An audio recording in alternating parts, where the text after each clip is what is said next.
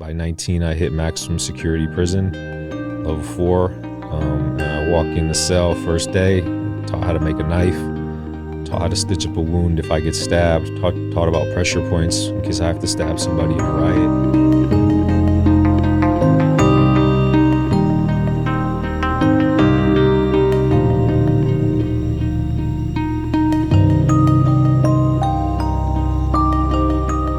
It's season 3 of The Meaning Mindset with Rabbi Ron Li-Paz. This season is generously sponsored by Dr. Jack and Beth Lynn.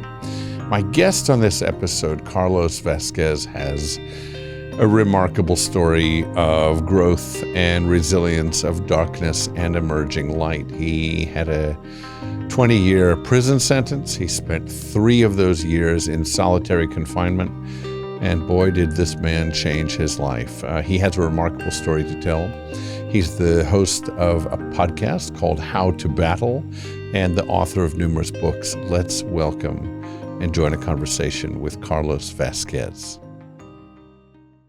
So let's start at the beginning, the influences and the kind of voices and environment that you grew up in.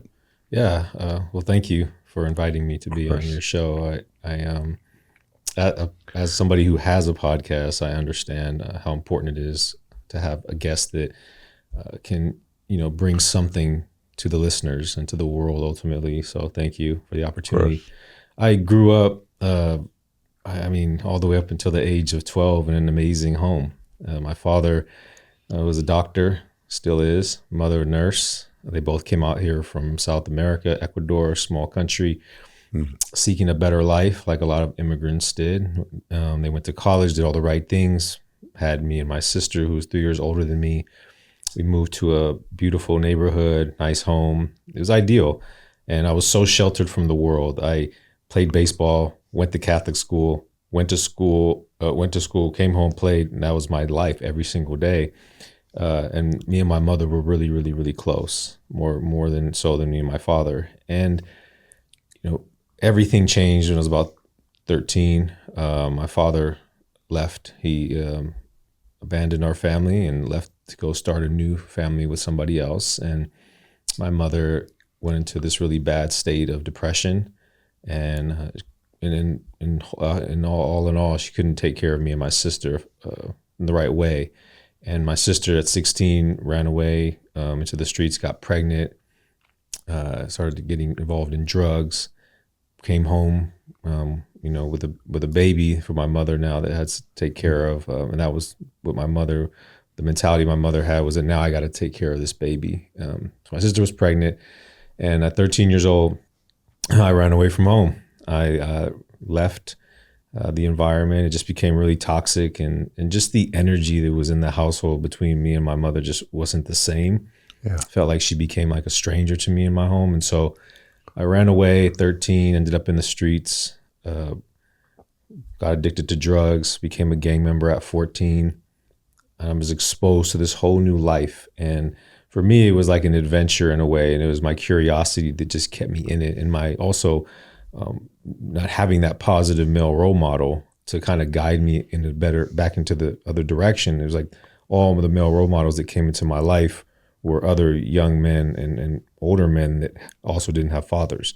Mm-hmm. So we had that in common. And through that, they became like my brothers. And I gave my loyalty to them. And I would have done anything for them, kill for them, did prison time for them, in which I did. Ultimately, by the time I was 18 years old, I was on the run for multiple armed robberies, bank robbery, jewelry store robberies, you name it. And I got arrested at 18 and was facing life in prison.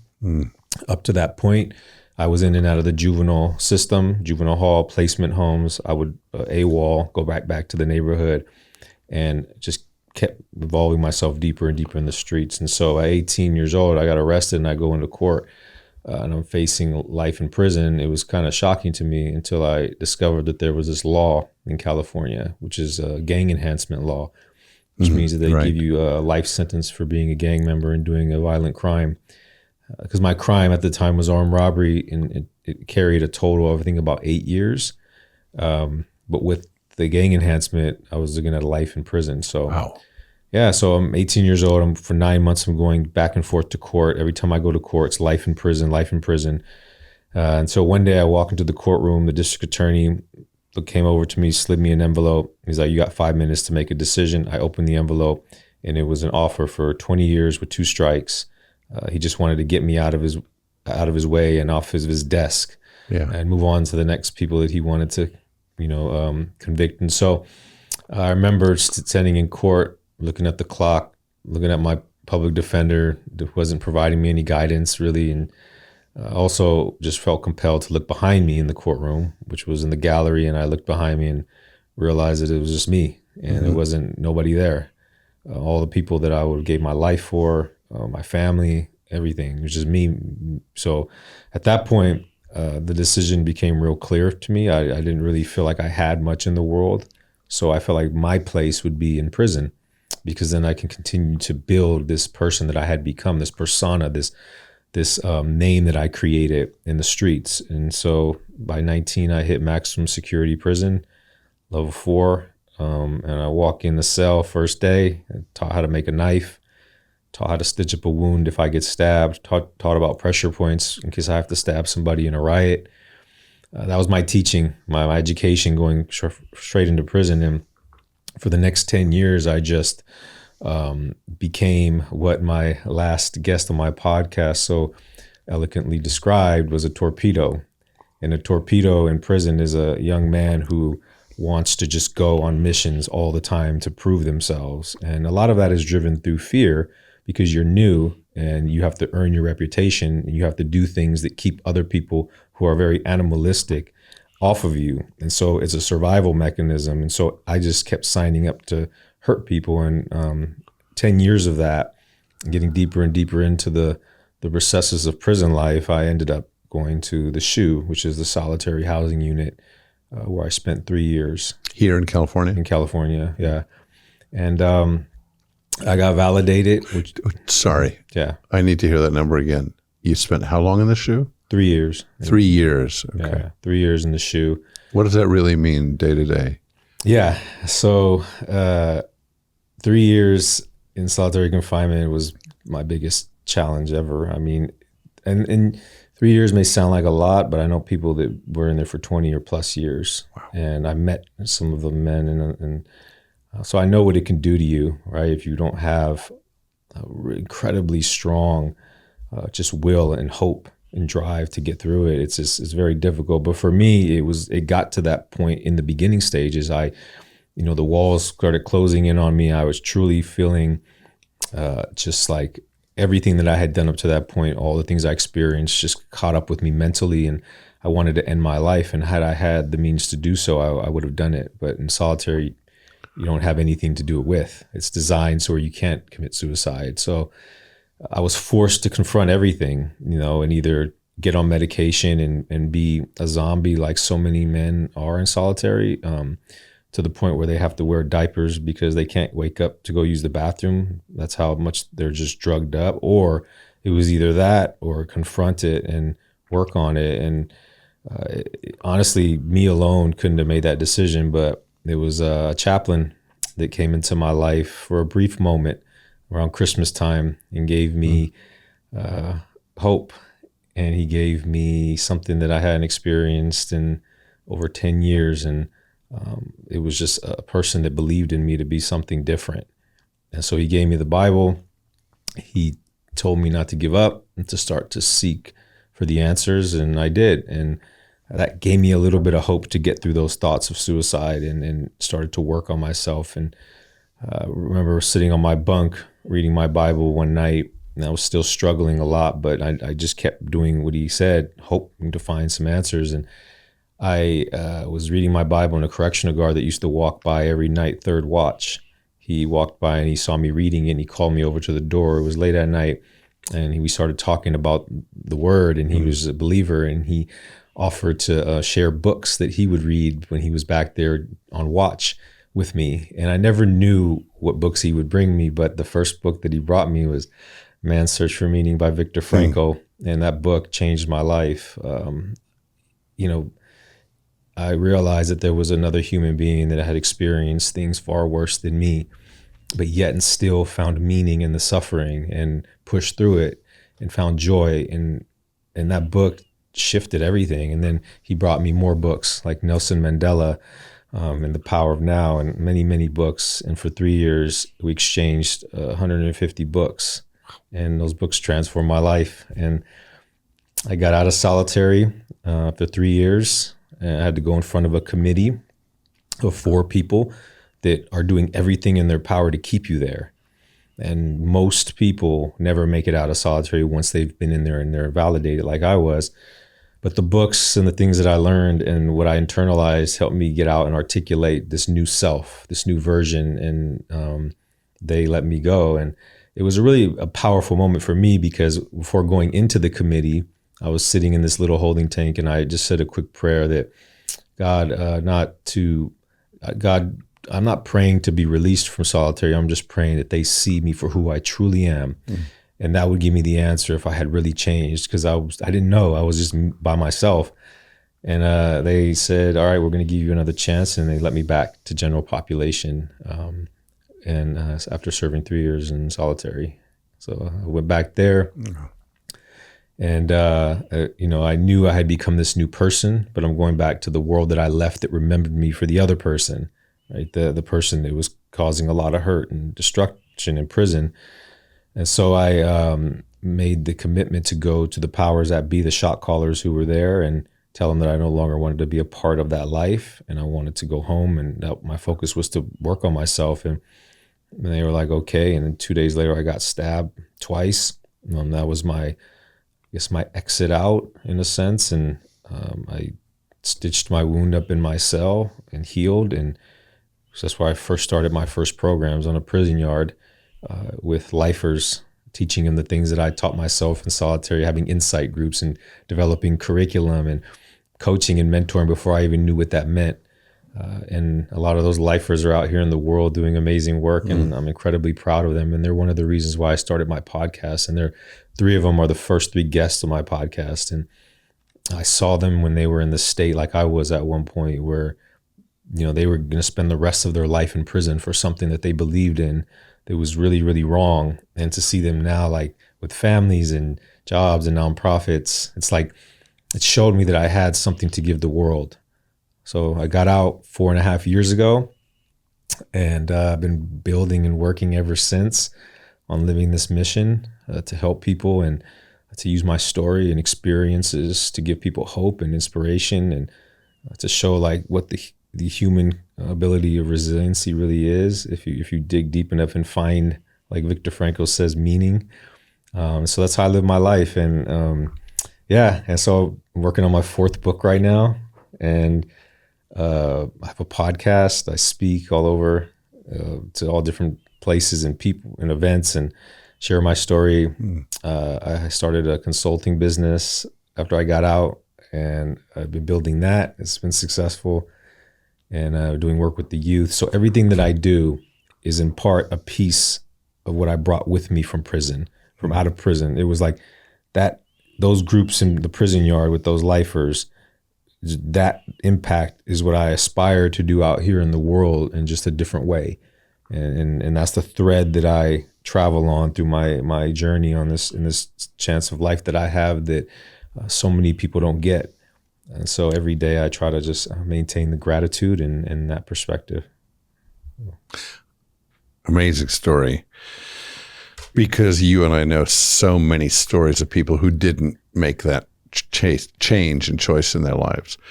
But also, I don't mean just in prison. There's so many people who are trapped in a pattern and say, this is my belief about myself. It can't change because how can it be? I'm thinking about the transition points in your story. And let's say the first visible one is when you ran away from home. And let's say another critical point, turning point in your life was going to prison. Another turning point was going to the SHU. And another one was something that happened on a Tuesday or Wednesday, who even knew, when you realized through a conversation with basically a stranger that you had a wall between you, that you had commonality, which was you could have a life of purpose.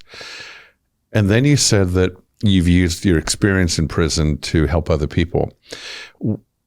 Go back to the experience of the 13-year-old you. Were you, when you were running away, were you running from or to? Did you have a sense of that at the time, or when you look back at it, what was more powerful in you? Yeah, that's a great question. One that I, as much as I've thought about my life, hadn't thought of. And now just me being who I am and really having a deeper understanding of who I was as a child, I think I was running too. And I used to always frame it as like running from or running away from home. But in reality, the person I am today sees it as running to, because I know that who I am now is a person that runs toward things. You know, I feel like it's just been in my nature. And people ask me like, how do you run away and not feel like going back? And, because that's all you knew. It just always this inner drive in me to pursue things and to go after things that are sometimes scary in life. And I think that really helped me throughout my journey, like approaching the shot callers and telling them that I don't wanted to be a part of that life was one of the most difficult things that I could ever do, because I figured I'd be killed. But something pushed me to do it. Despite of fear, it's almost like I never really had this fear of death, even as a child. And that's something that's kind of pushed me beyond my perceived limitations and fears. When you were in the courtroom getting your sentencing and the DA passes you an option of 20 years, how could you comprehend a span of time? It seems to me that if somebody said you have to spend a year in prison, it would seem like a lifetime, because the whole concept of it is terrifying. How did you, at that age, that point in your life, 18, make sense of spending more years than that in prison? Yeah. How did it land? It's so different now. Like if somebody told me, in 10 years, you'll do this or whatever, you'll have to accomplish this. Okay, I could wrap my brain around that. But when you're, 18 years old and you have to take 20 years in prison and you've been sitting in there for 9 months and you know how long that was of time. Right. And then you compare it to 20 years in prison. Yeah. And you have the mind of an 18-year-old. It's like suicide in a way, and like I said, had I felt that I had something to live for in the world, I probably wouldn't have taken the deal, and I would have potentially got life in prison, most likely, because they had an overwhelming amount of evidence on me. So I would have most certainly got life in prison, and I wouldn't be probably sitting here across from you today. But the feeling that I had within me, that loneliness and that just depression and the hatred of myself and society and all these things in my young mind, basically just felt like it didn't matter whether I was dead or in prison for the rest of my life. I just didn't want to be in the world anymore. So I pushed through it because I didn't care about my life at all enough to even care about having freedom anymore. Well, it makes me think about what you described as the violence in your life. How did you experience violence, giving it out to other people or receiving it? Did you build into your head the idea that you deserved the violence against you, that they deserved the violence against them? Or were you even then at war with yourself? Yeah, so there was a moment when I was 16 years old, and my best friend, who was a mentor and a brother to me, more than a friend, he taught me the streets. He was 3 years older than me, and I looked up to him. He committed suicide in front of me when we were in a drug house playing a game of Russian roulette. And he died no farther than you are from me now. And that turned me from this like knucklehead kid who potentially maybe could have had a chance to go turn back around the other way had I had the right mentor, to now somebody who had really, really just violent thoughts about myself and others, and that fueled it. Not being able to heal or process what happened, not receiving any help after that at 16 years old, just being told to accept it as this is the way that it is in this environment. I took that into the world, and it made me this person who wanted to be violent to others and hurt others because I was so hurt. And I was hurting myself. I was putting drugs into my system. I was putting myself in situations to potentially get killed. I went in fighting almost every week when I was in the county jail fighting my case, because I was trying to live up to this this moniker, this that I had created that was fueled through ego and me try to be somebody else. And so my whole life and existence was all about violence. And I even have violence tattooed on me. That's how much that I was committed to that. So people that see me now, and it's like this guy who's like very peaceful and helping people, it just shows the level of transformation that can happen in a person's life. And that's why I share my story. But yeah, it came from that incident. That was the moment that everything went from just like scared and troubled kid to now violent criminal that was on his way to death or prison. Do you trust yourself now? I do.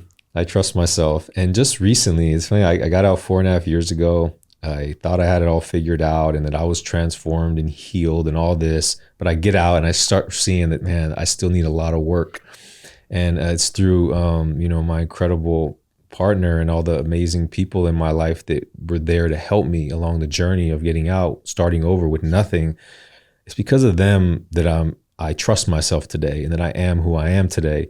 I could never be who I am today if it wasn't for these amazing people. And I give everything, all of I have now, and the person I am now, I give that to the people that have come into my life and that have helped me. And so today I do trust myself, and it feels good. And it feels what I always wanted to feel, which is true freedom. And that's what I feel every day.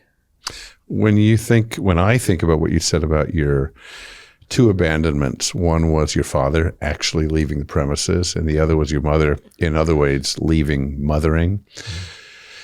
How do you reconcile that? Have you met with them? Have you talked to them? Do you have relationships with them? Have you been able to forgive them for their sake and for yours? Yeah, I have. I forgave my mother and father both while I was in prison. My father later on in my time, which was more difficult. But once I became the new person and I realized I didn't want to be remembered for my worst act, I had to, naturally give my father that same opportunity. And so when I got out, I told myself that I would find him and start over with him and just clean slate and see where we're at. And if he's the type of person I don't want to be around, I don't have to, but I need to know. So we connected, and come to find out, he's an incredible man, and he's changed and he's grew a lot since then. Wow. And it's like, had I just held on to that resentment and unforgiveness, I wouldn't have known this man or the family that came with him, my brother and sister, who I never met, that I finally got to meet and build relationships with now. And so, yeah, we're good. And my mother as well. She's so proud of me, and be able to create a better life for her now that I'm out, inspire her through what I'm doing and be a leading example. So it just reminds me of how blessed I truly am, how many great gifts that I've received through my life to even have that opportunity. So yeah, we're all good now. And including you being forgiven by them or other people. And how does that feel to be forgiven when you know the things that you've done, the harm that you've caused in people's lives? Yeah, my biggest fear was to die in prison and just be remembered for, or not be remembered at all, but also the people that did remember me as a guy who did all these bad things. So today, to have spent, the past 4.5 years and then 3 years in prison, which nobody really knew about but us in prison, but to be able to, see my mother and my father and my brothers and my other family, my brother and my sister and my other family and my friends tell me that they're proud of me, and that the way that they look at me with respect and just love and understanding, it's the greatest thing that I've ever experienced. I tell people, if I died tomorrow, I've lived my dream life. It's everything else is just a bonus. I'm so fulfilled in what I've done with my life and who I've become, and just what I've revealed of the ability for a capacity to change. That's what's most important, because there may be one day another person that's like me sitting in the chair that a committee is going to analyze and say, all right, well, should we let you out, give you a second chance or not? And maybe, somewhere in the world they watched my podcast or they read my book, and it got them to understand that no matter who you were, you can change. you could be a different person, and you can be trusted, and you can have that faith from others to believe in you. They could happen. So that's been my driving ambition since I got out, was to just be who I am today. Force for good. Yeah, force for good. I think a lot about the little influential birds in our ears, right? People who come into our lives and maybe in the briefest moments change us. And sometimes they don't know the effect they had, right? That's the invisible impact. It's like that butterfly effect that we just don't know how our impact is going out into the world. We don't know how a smile at, Baja Fresh changes the way we think about ourselves, or just somebody else's meanness or kindness reflects something back to us about our self-worth, what we're capable of. What do you remember about the encounter with the guard when you were in solitary? What was so special about that? Why was it just that you were ready for anything at that point? You were a vessel saying, fill me now with something better than I've been filled with. I'm so empty. Or was it something about his kindness, his tone, his intent, his integrity, or what he offered that made you say, all right, I'm ready to change? Yeah. Initially, it was just the hunger for human connection led me to the door. When you're that isolated from people, you just want to talk to somebody, or you just want to look at somebody, aside from looking at these walls and not even being able to look at yourself because you don't have a mirror. And it's like, you just want human connection. And I think that was the catalyst. That was the move that led me to listen.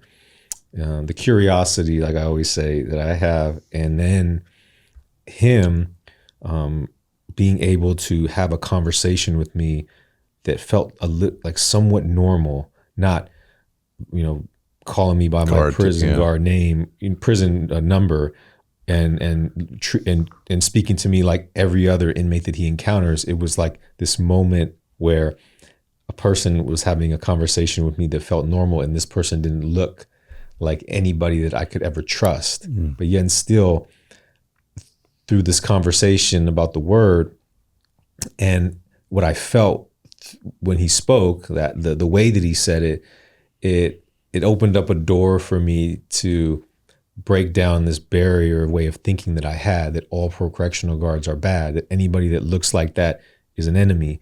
And this person showed me that wasn't true, but it had to come from me first, being able to put that guard down. And if it had not been for the word, that wouldn't have happened, because that was one thing we had in common, probably the only thing.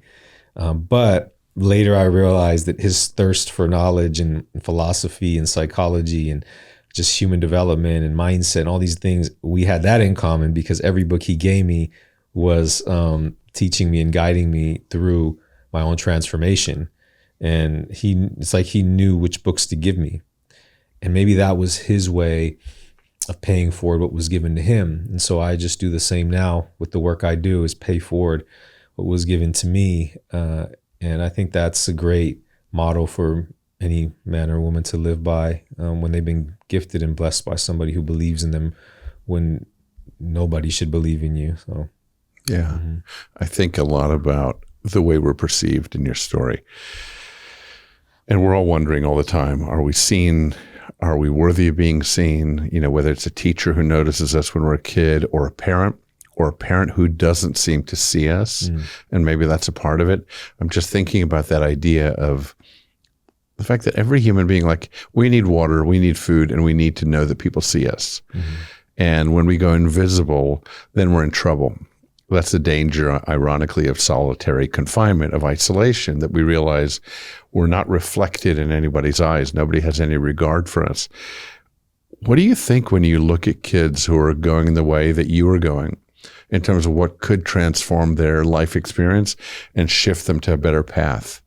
It always goes back to a mentor, I feel. And I learned that while I was in prison, because I started to run into incredible people that may not look like they're very friendly, But beneath that, beneath the tattoos on their face, beneath, the color of their skin, beneath the way they walk and talk, beneath that is a beautiful human being with a heart. Mm-hmm. And I was able to see that in prison from all kind of different people who put all these exterior things on them for protection, like a guard of armor, like I did. And so when I saw that, I started to question, and I'd be like, well, tell me about your life. And I was like interviewing them like a podcast kind of, and they would be open and they would love to talk about how, they grew up. And I found this thing was that mostly all of them that ended up in prison just didn't have proper guidance in life. They didn't have a mentor. They didn't have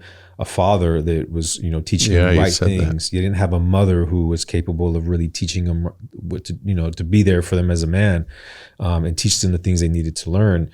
And some of them that had brothers or family members that grew up in the same gang-infested environment, drug-infested environment, some of those same ones that didn't go to prison ended up having a mentor, whether it was through sports or whether it was through music or something that guided them out of that. And so for young men and young boys and girls in the world, it's providing them with mentors that they look up to, that they don't want to let down, that guides them. And accountability. Exactly. And I feel like that's the number one thing that if I would have had, probably would have shifted me in a different direction. And I see it even to this day. So it seems to me, based on the time we're spending together and the time I spent watching and listening to you on your podcast, that you don't consider the time you spent in prison to be lost time. It was gained time in some ways. In many ways, enhanced your life. And I think I remember you talking to other people from prison who also said the same thing, that they don't regret it. They don't regret that they had that period in their lives. It was part of what made them who they are and ready to take on life now. Is that accurate?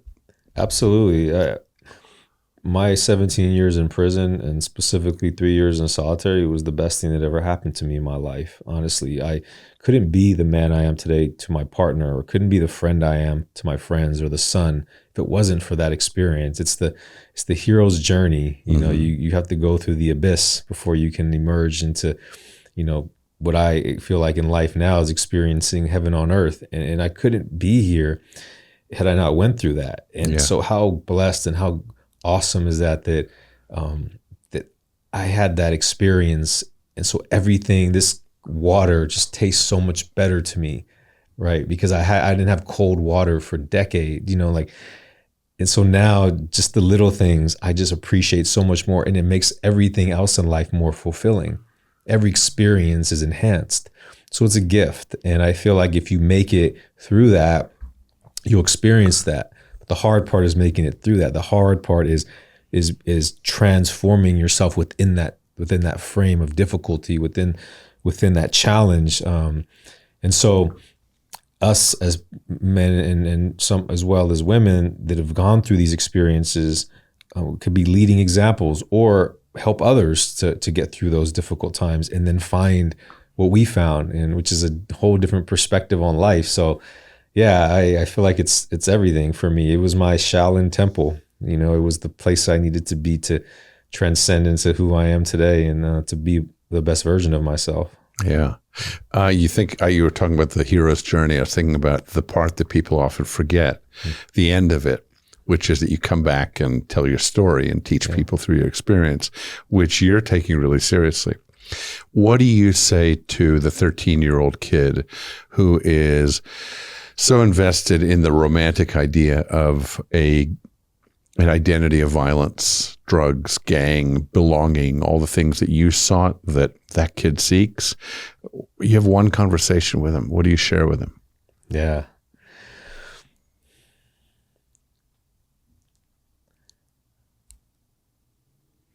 I would tell him or her that in 20 years from now, maybe less, you're going to not think the same way that you think, right? You're not going to feel the same way that you feel about yourself and others, but you'll be in a place that you may not be able to ever get out of, and so far gone in that place that people will forget about you. Your mother will stop writing you letters. Your aunt will stop sending you Christmas cards. Your girlfriend will be gone.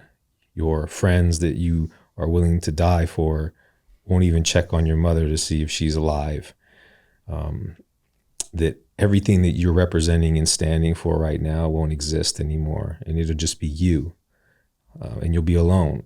And you may not have the gift of a chaplain or a correctional guard to show up and give you hope. You may have somebody show up and give you a needle and tell you that this is how you deal with the pain and the struggle of what you're going through. And so think about that.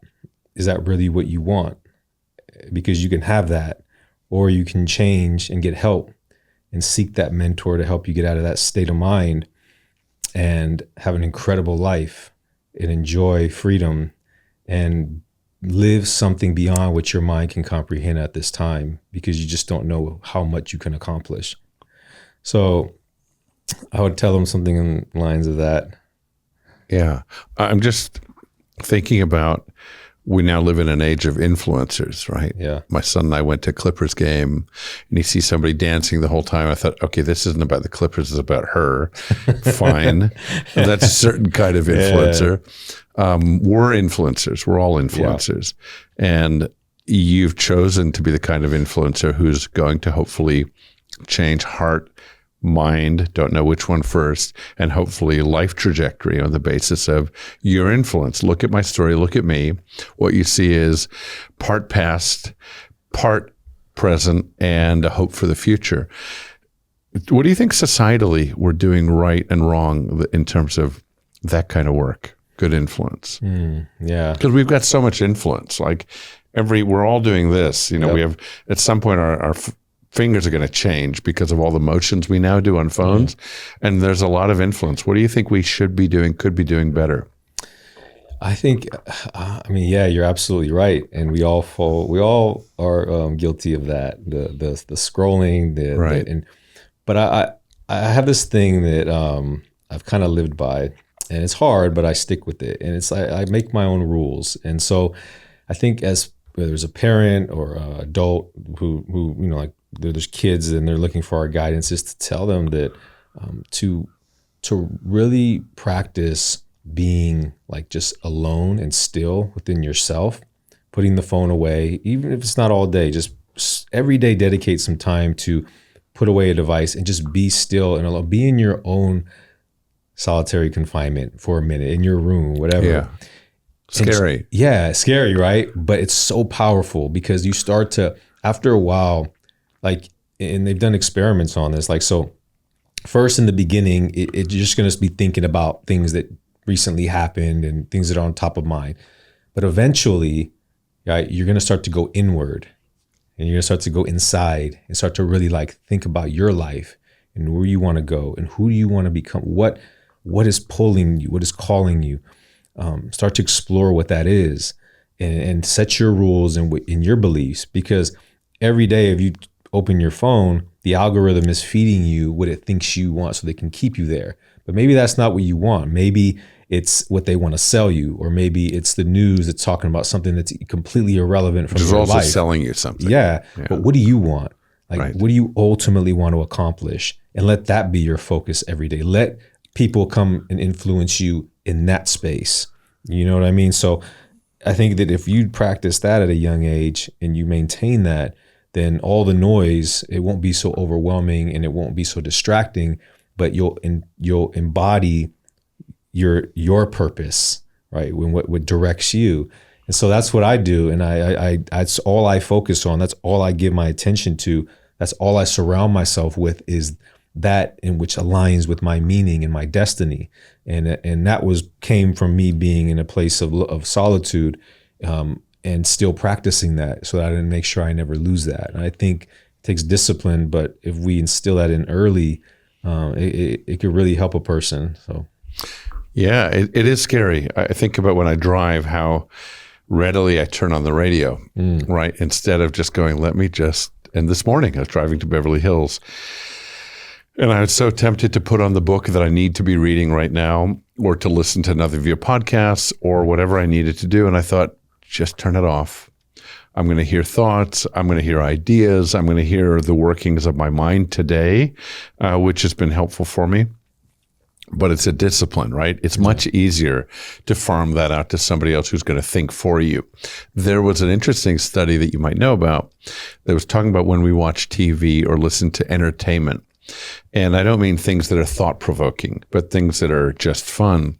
And they say after a certain number of minutes, you're not originating thought in your own brain. It's as if the writer and producer and director have now taken over the thinking in your brain, and you're literally receiving and filling your brain with their thoughts and their script and their imagery and their ideas. And you have to break through that to get back to original thought. That's kind of a scary idea. Yeah. When we think about it, it's kind of sci-fi to think about that, but it's reality. So how easily we can be influenced by things that we don't own or necessarily need or believe. In solitary, did you have a sense of time passing? Did anybody say today's Tuesday, you have X number of days left, or you've been in X number of days, or is it just a wash of silent time passing? Yeah. I've been asked before about like prison time and how it feels. It's so different than out here. It's hard to explain how prison time moves. It's very fast, but slow from the outside. It's like you look up and 5 years have went by, and it seems like it went by in a moment. I think it's like your brain, yourself, just kind of getting into this defense mechanism mode where you kind of shut the idea of time out. Okay. You're not going to the corner and you don't know if it's Christmas, so you don't see Christmas You don't trees. in any way? No, you don't feel like, when the holidays or it's the end of the year or it's summer or it's winter, or it's just, you don't experience these things that remind you of what time of the year it is. You're just seeing the same thing every day, year in and year out, and sometimes the same people. And you kind of measure time based on the people that you encounter and how they look and how they've aged. And you don't really think about time because you don't want to. You don't want to think about, when you have a little bit of time, maybe people think. So you're not counting days and weeks. Yeah. So like the prison show that you see that they're checking off the calendar. Yeah, that's for guys who are short. But when you have like a life sentence or decades to do in prison, you don't have a calendar anywhere in sight. You don't even want to know what day it is. Never thought about that. Yeah. So my perception of time has changed a lot. Now, in 4.5 years, I've been able to accomplish a lot because of how present I am in everything that I do. And that presence came from being in prison, being present to get through the time. Because the time could be suffocating if you're not present in the moment, because all you're doing is living in the past, which is not good normally, and in the future that you may never see. So you have to find ways to be present in the moment in what you're doing in the prison cell, so that it doesn't become too overwhelming. And that same presence that I brought out into the world allows me to be who I am today and get a lot done, because everything I do is just focused in. I'm not too much thinking about the past or the future, even though I do, but not nearly like most people do, where they become prisoners of it. I just embrace the moment and give everything to that as much as I can. So that's what prison did. So another gift that it gave me along the journey is it taught me that, like many other things, like discipline. It taught me that. It taught me routine. It taught me compassion. It taught me so many things that I brought with me to the world that helped me to be who I am today. And so that's why I mentioned that it was the best thing that ever happened to me. Everybody brings their own stuff into prison, not just their history, presumably, like we do to life. What about the obsessive compulsive disorder? What about the ADD? What about all that stuff? How does that play out when you're now in a prison environment? It's not going to play out in the same way. Here you can go in all different directions because you have freedom.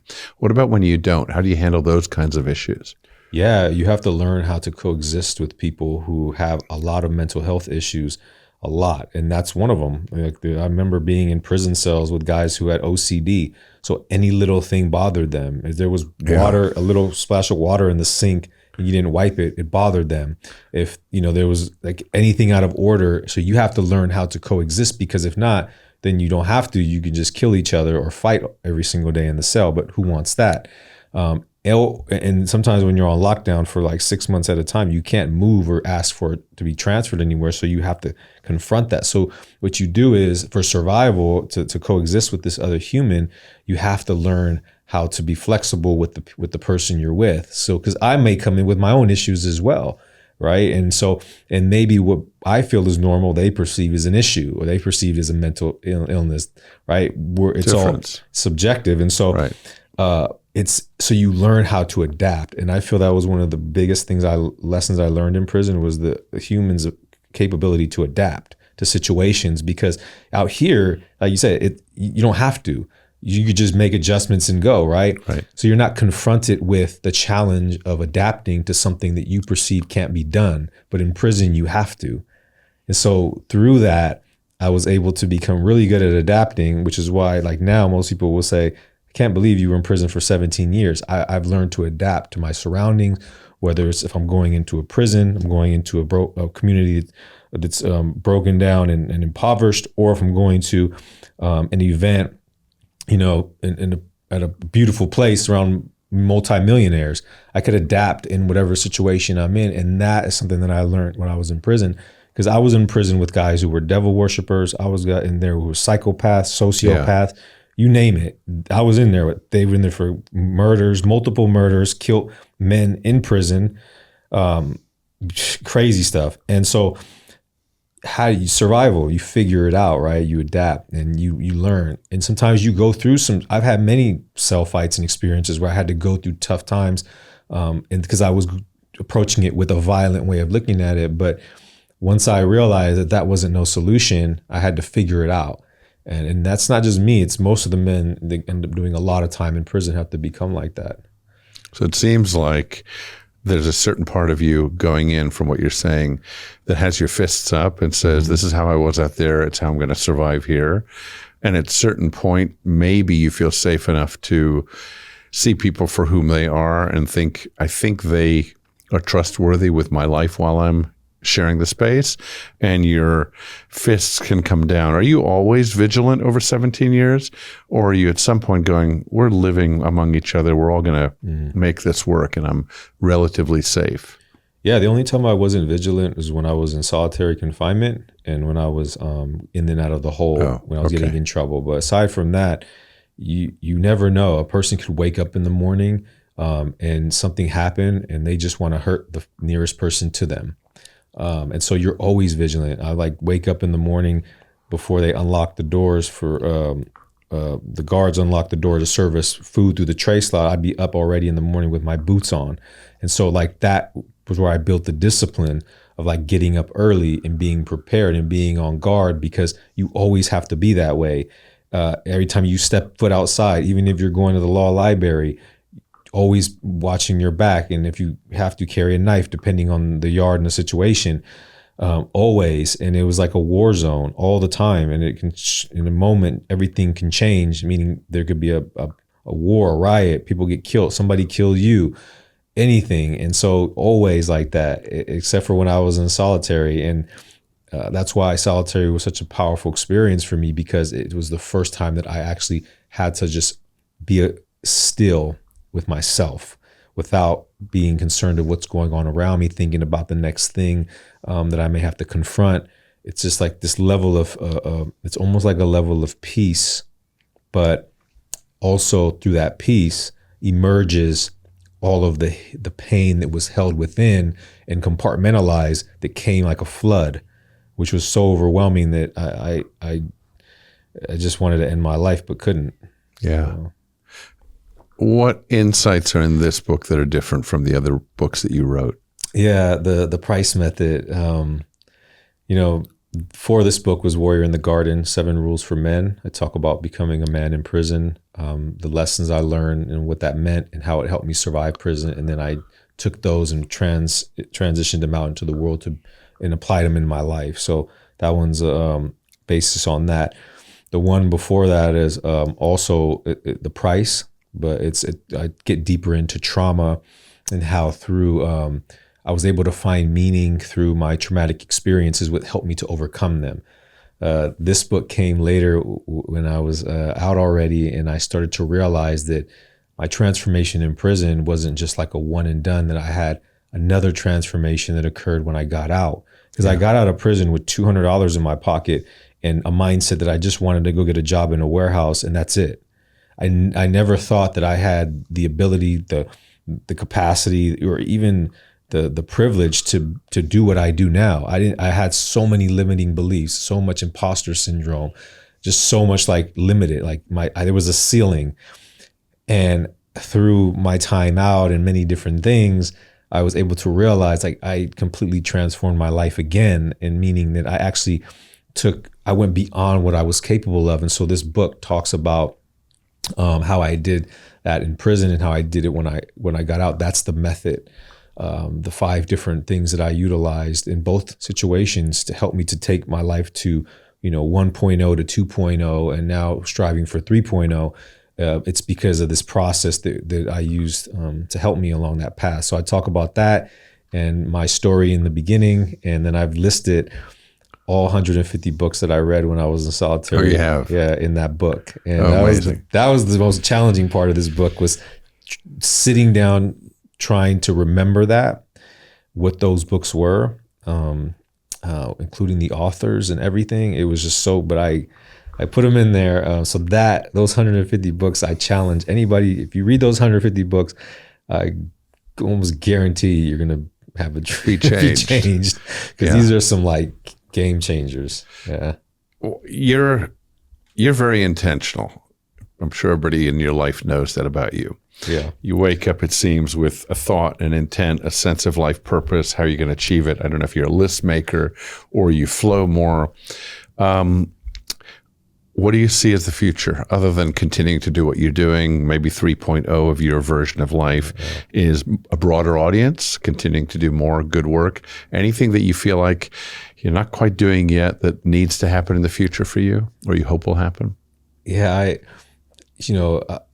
I'm so fulfilled in what I do, and my work, and it's like always just trying to take what I currently do and make it better. It's like when you have a child and you're watching it grow, you're just trying to put everything you can into this child so that they could be successful and flourish and be great. And so obviously those things in terms of like business and my work and my purpose and stuff. But recently it's been so different than what I ever imagined, which now it's like, actually, like, what does a family look like? Like, I never thought that I would want to be married or have a kid, because like I said, I had that ceiling of limitation but now I'm like starting to feel like, well, I have felt that like I'm worthy of that as well, and that I could do that, and that I may not just be limited to do my work, and maybe I could experience life even greater with a different sense of love, right? It's like, so that has kind of been on my mind,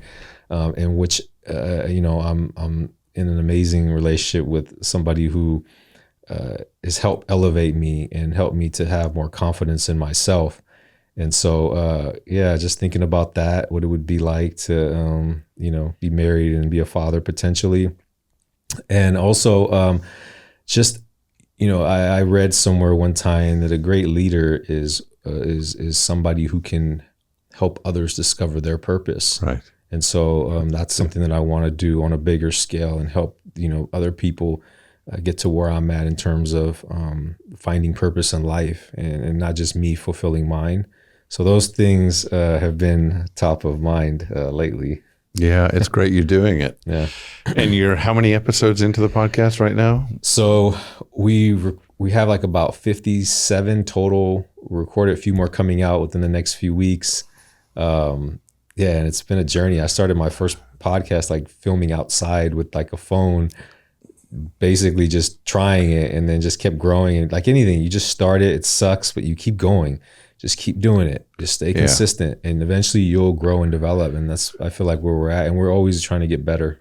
Yeah, somebody said to me about podcasting when I started, he said, you're going to hate your first episodes. Mm-hmm. Just keep going. And I thought, I haven't looked back on them, but yeah, I remember certain things I imagine I wouldn't want to watch and see right now. Yeah. Well, you're doing incredible, man. Thank you. To be where you're at with the episodes you've created, and to be in this space, and to also be a great interviewer, which is, I've done many interviews, not many people can ask the right questions. You certainly have that gift.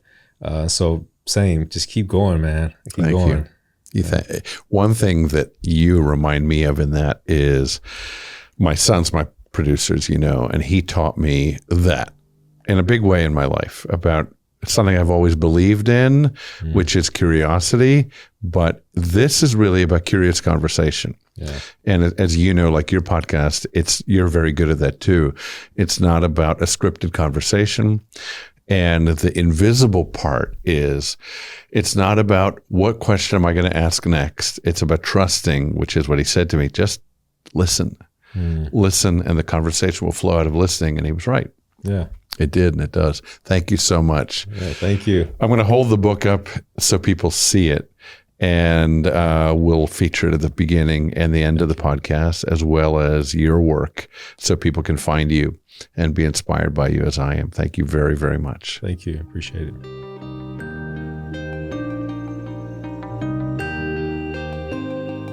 This season is produced and edited by Jonah Li-Paz.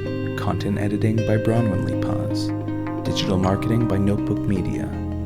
The Meaning Mindset is hosted by Rabbi Ron Li-Paz. Find us wherever you find your podcasts.